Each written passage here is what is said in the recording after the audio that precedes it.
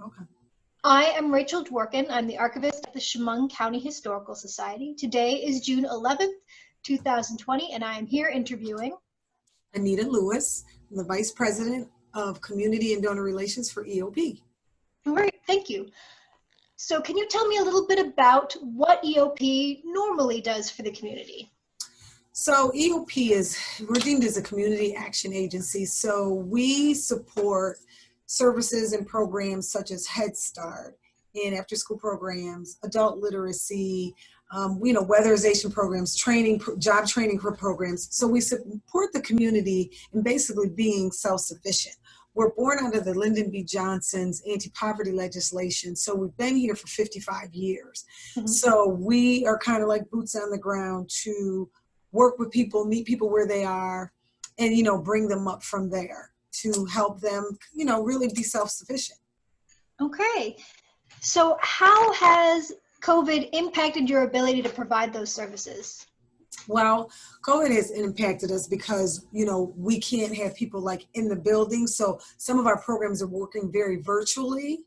And so, it's just not the same as seeing someone, face to face, or having kids like in an after school program, like the Ernie Davis Community Center, like to come into a gym, because they can't gather. But we have continued to do curbside meals and some childcare for our school ages 5 to 12, just to kind of keep going. So it's impacted us a little bit negatively, but we've also been able to just keep going because that's what we do. So what services have you transitioned to the internet? Adult literacy is transitioned to the internet.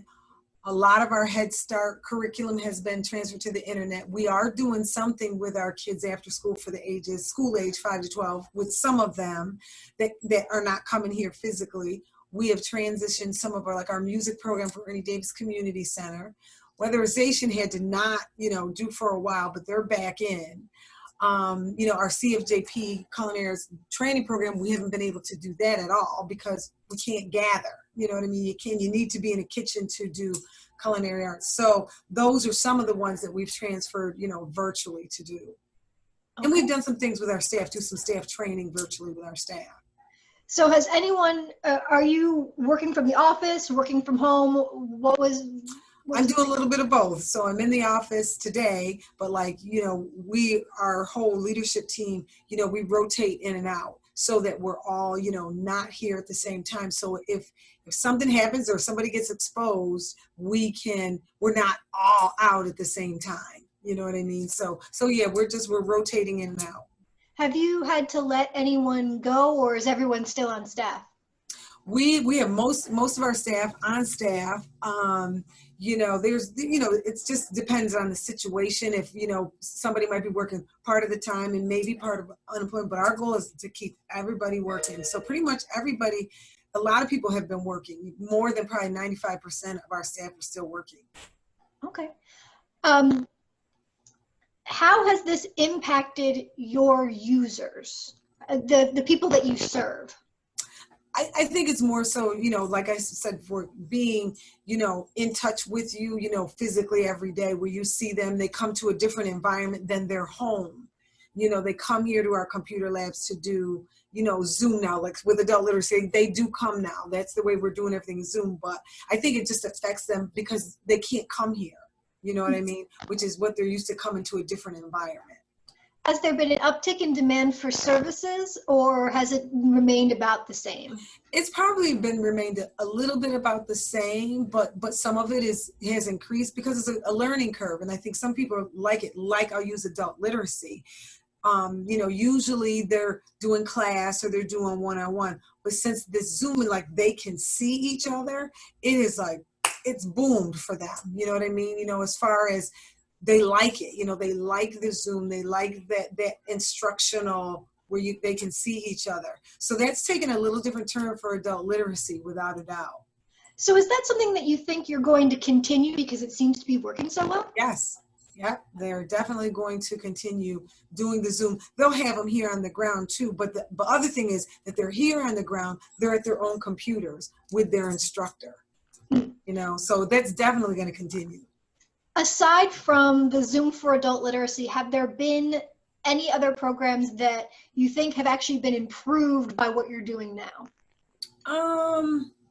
Probably our after school program, because I think it gives the opportunity for the kids to do, some different things than if they were here, you know what I mean? And it's a change. So, I won't say a lot, but, some, I just think that it has its pros and cons. So I won't say it was really been, a real uptick or improved anything. It's probably about the same still.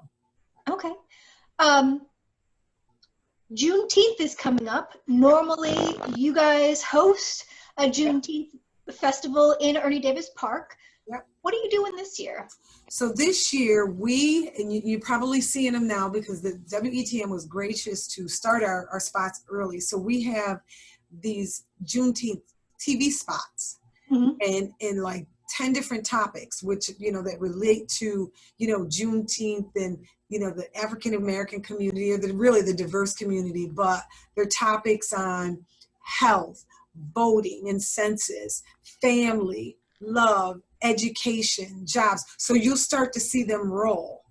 And they actually have been going since the 6th.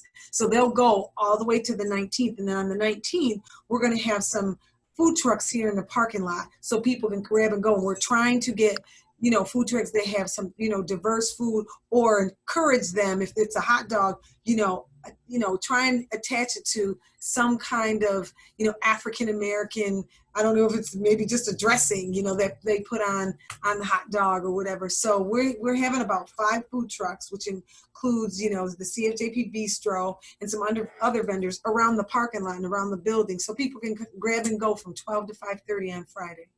Okay, well that sounds good. I might have to come and check that out. Yeah, we'll have some, Juneteenth signage, and we'll have a little music, and so it's really just grab and go because we can't gather. Yeah, and those spots are also on your website, correct? I've seen them on the. Yeah, we have our Elmira, our Elmira Juneteenth website, so that's on there. So we're getting ready to post the food part of it and really kind of get it out, with a poster and stuff. Okay, so I understand there's a different competing Juneteenth event that's going to be happening on South Main Street. That's not something you guys are affiliated with. Yeah, that's not something that we're doing, and I don't even know if that's going to happen now. I don't know if they could get the permits or something, but from what I heard, I'm not sure if they're going to be able to do that. Okay, but you don't need permits because you're not gathering. Right, and we're right here, so we're not gathering. We're just doing a public kind of thing. Yeah. So speaking of Ernie Davis Park, on last Friday, there was a massive rally that began there. Did you guys have anything to do with that, or you weren't affiliated? Well, we didn't, but we supported it by letting people park in the parking lot, and our folks went out and we encouraged any staff that wanted to walk, could walk and support it. But we support it, we support it in that way because it's important. It's really important. Okay. How has the pandemic and the shutdown impacted you personally in the course of, your daily life? Well, like I said, working from home, have to work from home at times. And so sometimes I don't have all my stuff, that I want to have, and it's just different, working at home. But I also have a son. I have a son that, he's in an Arca-Chemung group home, and I haven't been able to see him since March. So, because it's, it's just the whole social thing. And there's a few of us, but we FaceTime and, and I send him stuff, but I just haven't been able to see him. Well, physically see him. Really hard.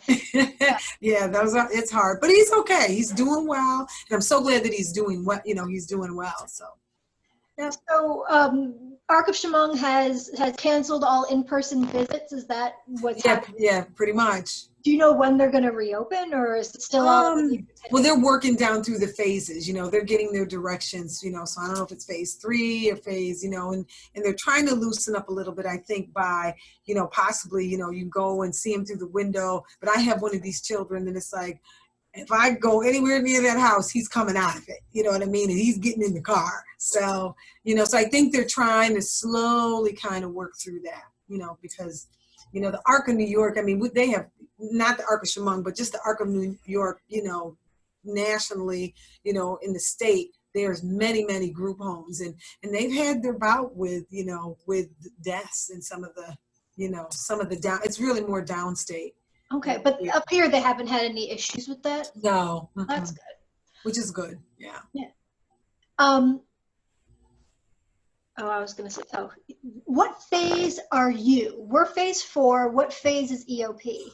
Well, we never closed. So we're probably like, our phase is coming. I think we're like in phase 2, because we just did all of our divisions did a reopening plan with our CEO the week before last. So we never closed. So we're starting, our reopening plan and bringing things back slowly. So probably like in phase 2, I think 2 or 3 we're in.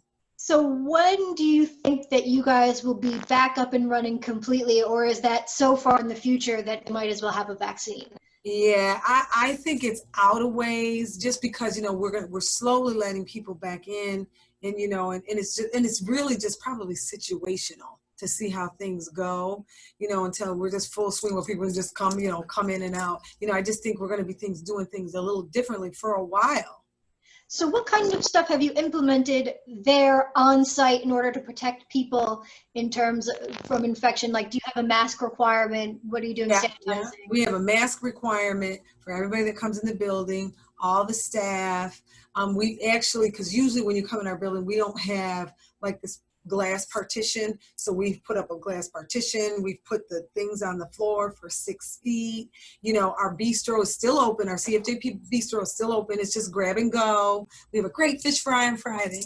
But it's open every day, Tuesday through Friday, for grab and go. So we've put, the things on the floor for there, but just, people coming in with masks, and gloves, if you're really doing some stuff, but basically masks. The kids also are required to wear masks when they come in? Yeah. We, and that are here, the kids that are here, as much as possible, while they're, and if they're not getting instructed. So we try to, so definitely when they come in, when they're in their classrooms, they're also distanced apart as well, when they're there. So.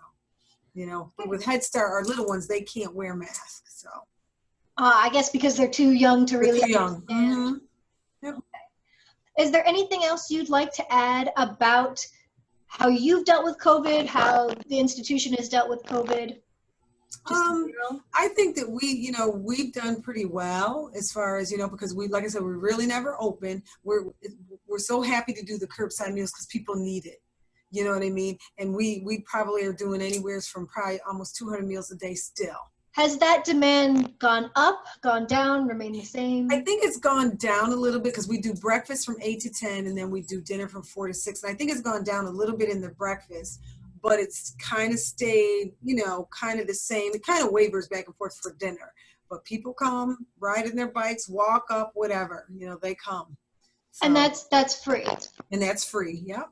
Okay, where do you get the food for that? Is that from the food bank or is that? No, we do some things with the food bank. Like they have these food boxes, so we order the food boxes. They have things in them, but basically we purchase our food. We purchase food from, from our vendor, and then we do the preparing of the food, for all of the meals every day. So for funding, yep. What is your normal funding source?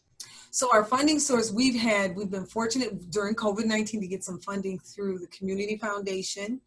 We're into like summer meals, because even with COVID-19, it has been a benefit to us somewhat because we've gotten some more funding and the restrictions of things have loosened. So for instance, like summer meals, we're able to do meals for kids, and we get to bill the state for those kids' meals. But like the Community Foundation, they gave us money for the adult meals. So we can just, work at that way and help them, because kids don't eat without parents, and that's one of the things with the funding that's a little crazy. Then we have some, then we've gotten some CSBG funding, which is Community Services Block Grant money, which helps fund the food. We've thrown everything into food. If that we get, so some of COVID-19 has been fortunate because we've been able to get some funding around this stuff from various places, which has been great. These programs that you hope you can continue, assuming you get additional funds post-COVID? Yeah. Yes. Yes, that we can, and even if we don't continue curbside, we may get some other funding where we can do some other things, you know what I mean? Just to kind of extend us out, or, like for instance, for one of our funders, we were able to get like a cargo van where it's not a food truck, but it has shelves on it so that when we get food, like from the food bank, fruits and vegetables, we can go into neighborhoods and distribute it, that kind of thing. So, have you noticed an uptick in need or unemployment in your user base? Or is it about what it was? it's probably about, well, with unemployment, I think it's definitely up, in the community, because people aren't working. But like I said, we've been trying to keep our folks working, but the need is, I think the need is there, and it's cyclical, you know what I mean? Because I think people are on unemployment, and, they've added some additional, food stamps for people in this and that, but I think it's still, they're still having some challenges. Okay. So. Yeah. Is there anything else you think we should talk about? No, I think we're good. All right. Thank you. Well, thank you very much for agreeing to speak to me. You're welcome. All right. Thanks.